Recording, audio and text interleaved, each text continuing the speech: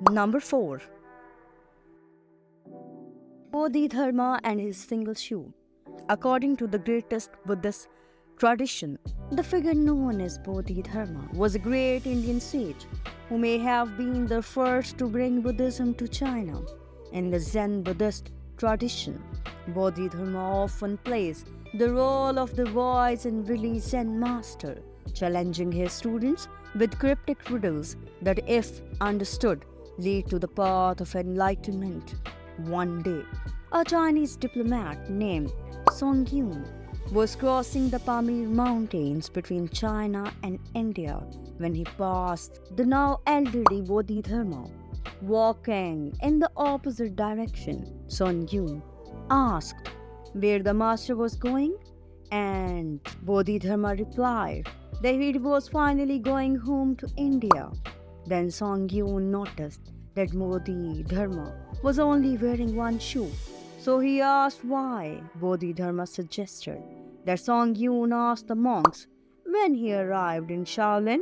The men parted ways, but when Song Yun asked about Bodhidharma's shoe in Shaolin, he was thrown in jail for lying.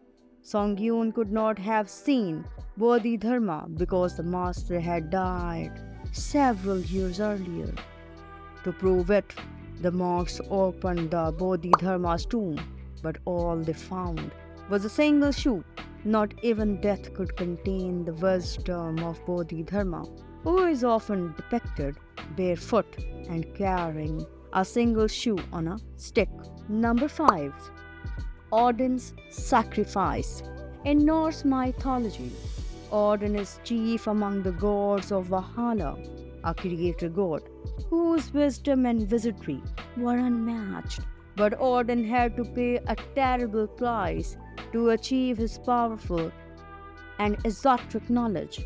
According to Norse legend, the greatest sources of wisdom in the ancient world were the magical symbols that not even the god could understand. But Odin was willing to do whatever was necessary, even face death itself, to untangle the meaning of those hidden symbols.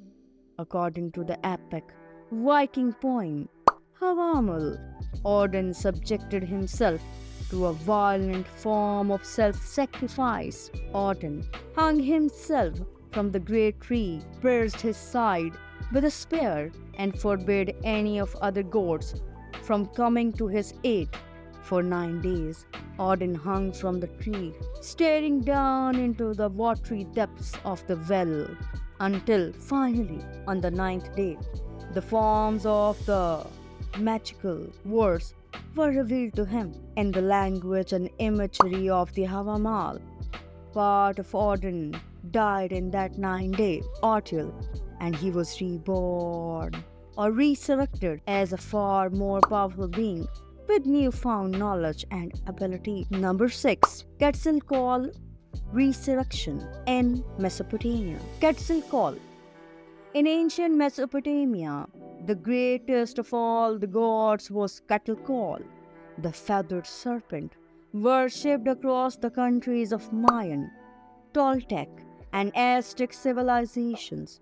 In some traditions, Cattlecall was an Osiris-like figure, the god of agriculture and vegetation, closely associated with the rain god Tlaloc. And like Osiris, Cattlecall was deceived by his brother, tricked into drinking a powerful intoxicant and sleeping with the priestess. Overcome with guilt, he killed himself through self-immolation, but rose again to life. In Toltec mythology, Cattlecall is linked with Venus, the brightest star in the ancients.